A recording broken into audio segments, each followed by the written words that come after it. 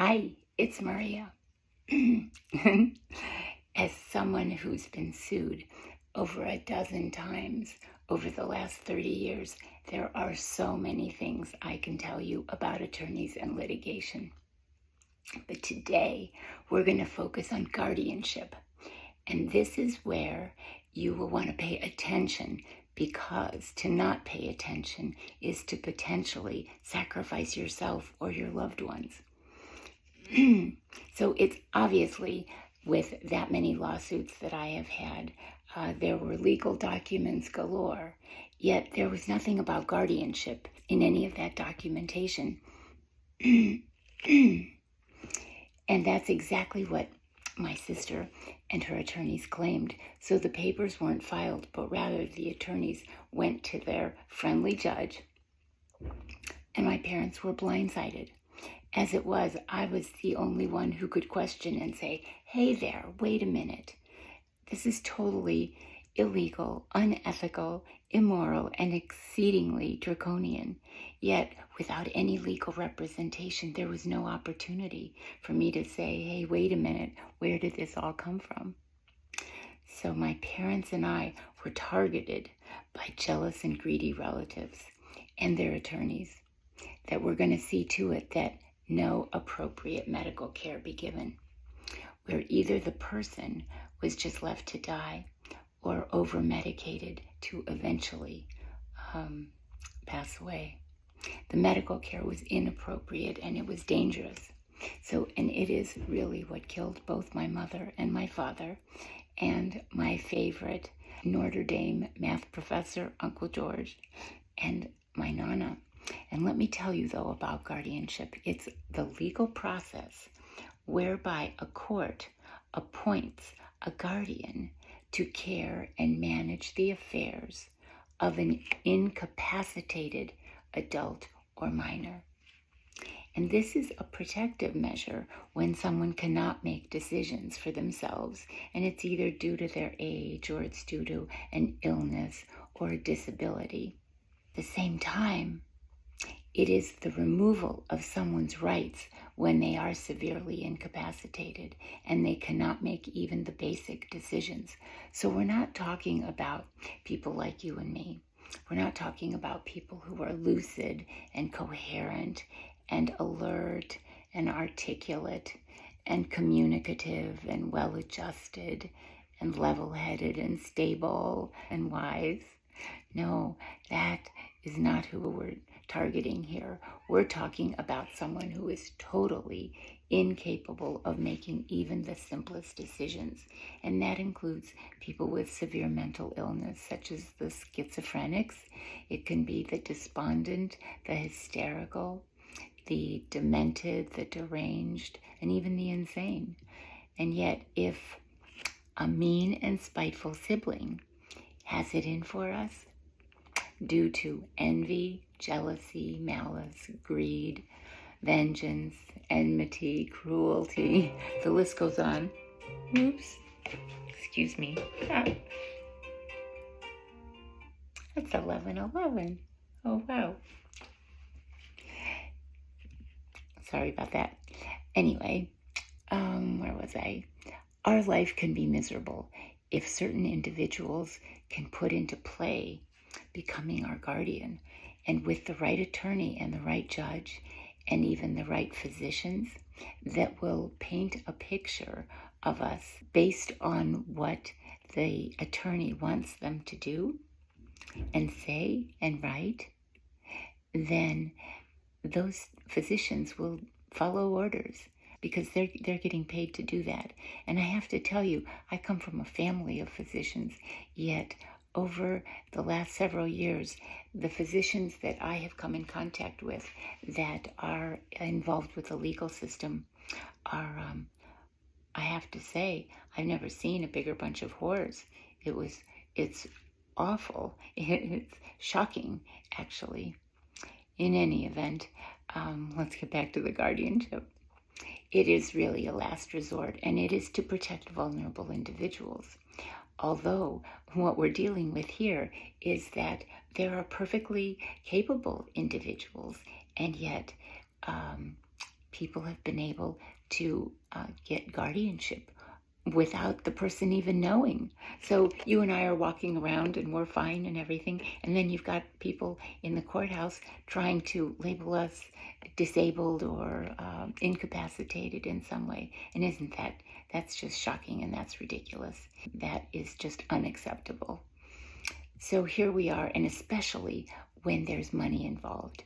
When there's money involved, you see the worst in people. Doing this in order to protect the victim. Guardianship is a method by which the victim is protected. It is not an avenue to open the door for malicious family to, do away with or unalive the victim or the ward. That's what they call the person for whom someone is trying to gain guardianship. It's the ward. Where someone else is trying to rape and pillage their estate. And so there are two types of guardianship. One is voluntary, which is for adults who acknowledge their incapacity. And then there's involuntary, which is court-ordered guardianship. And that is after determining the incapacity. Then a guardian will be assigned to them. So the court is involved in overseeing the process. They ensure that the guardian acts in the ward's best interest and files required reports.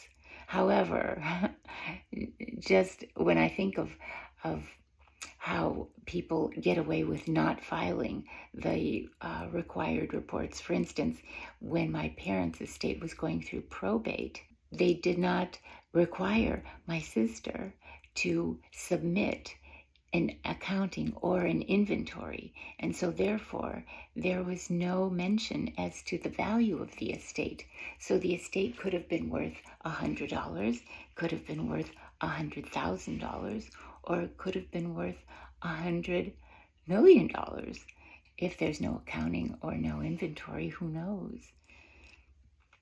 And in most cases, let's get back to guardianship.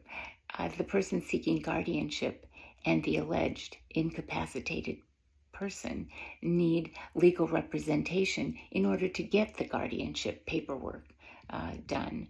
And so it really is an intricate process by which we're trying to make the situation better for the ward.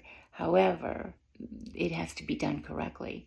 And so it involves attorneys, it involves judges, it involves a court investigator, it involves doctors, time, money.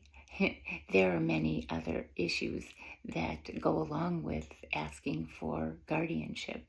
And in fact, many times the targeted individual, the ward, very wealthy. And when that happens, it's because the guardian then will initiate the process of guardianship in order to gain control. The ward is stripped of all of her rights. And so she's bound to do and say and go whatever she's told. So it can be very tragic, really, because she's told what to eat, where to eat it, and how to eat it. Similarly, she's told what to do, where to do it, and even how to do it. So there are so many false and bogus documents. And I never saw guardianship papers regarding sibling guardianship of either my parents, and certainly not me. But they bulldozed ahead as if they had it. So which is why I'm sharing this information with you, because I find it absolutely shocking. And I've been told it's hush hush, but actually now I hear that sibling has paid some doctor and her friendly judge to grant her guardianship of me. And I just cringe, thinking this is just the grossest injustice I can possibly imagine. And it's, if I needed any medical, legal, or financial care, she would be in charge. I mean, can you imagine? She's already gotten rid of our parents and my Uncle George and our Nana. And so I don't think we need any more proof of the pervasive malevolence of a human being who would take the lives of her own family, and especially her own mother and father. I just can't even imagine such a thing. And now she wants to be able to control me. I mean, go figure. That is just so gross. So I am actually,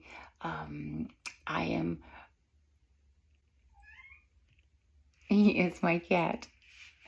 I am actually broadcasting that I would never, ever, ever, ever, ever, ever, ever, ever, ever allow my sister to be my guardian or be involved in my estate in any way, be it financial, legal, or medical decisions. I have not spoken to her in 14 years since the time that she did what she did, the cruelty that she committed toward our parents. And so I just want nothing to do with anybody that could even imagine such a thing, much less actually pull it off. It's horrible. And so, and the last will and testament that my parents had, where everything was 50-50 between the two daughters, and all of a sudden she and her attorneys brought documents that said 100% goes to her and 0 to me. So, I mean, if someone's going to be so unethical, I mean, you just want to stay far, far away from somebody like that. And the documents that they submitted were as fake as any $3 bill. I mean, it was just ridiculous. But, that's how it is. And she is represented by some very high-powered attorneys, and that in this local government in Clearwater, they are well known as being part of a cultish type of a group here, and they are very well connected with the judges. And so I had a story that I sometimes tell people, and this was during my divorce in Chicago. And one day we were sitting in the courtroom as we were about to exit, and my ex-husband's attorneys were just leaving, and so they were saying, "Hey, Judge, okay, well, we're done for today, and we just don't forget that Thursday night poker, and then on Saturday morning, bright and early, we're going to meet for golf at my country club." And so it's like, "Hey, Judge," and I'm thinking, see, I mean, when people have relationships like that, you think that they're really not going to vote in that favor of that person. It isn't going to happen. It's not what you know. it's who you know. That my ex-husband and my sister's attorneys are very tied in with Clearwater and the Tampa judges. And so I really didn't have a prayer. Sibling moved right in and took over all decisions relating to my parents' health, impotent to be able to stop that or to have any demands of my own. So she took over the finances, the estate, the medical directives, and every other decision that needed to be made. And with my mother, again, there was perjury and there was forgery in the documents, and I saw no documentation even pretending to be legal. So by weaseling one's way, you can steal the entire estate. And it's just shocking. I'm sure that most people have no idea that this kind of stuff really goes on. And it was interesting because there were 2 condos, one for each daughter. She gave her condo to the sheriff and then went and bought it back at auction for $100 for the filing fee, and then ended up selling it again for about $500,000. And so then she went after mine. So it isn't as if she has mine and it's only because she didn't have her own. But in fact, she had hers, sold it, and was making money off of it, and then said, oh, she didn't have a condo, so now she needed mine. I mean, it's just so stupid. But anyway, it's the most insane thing I've ever heard. But since when does a thief want to return what they've stolen, right? I mean, no thief wants to do that. So there's so much other good stuff that I really want to share with you so that you can protect yourself more in legal situations. But right now, we're talking about guardianship, and I hope I explained it well for you.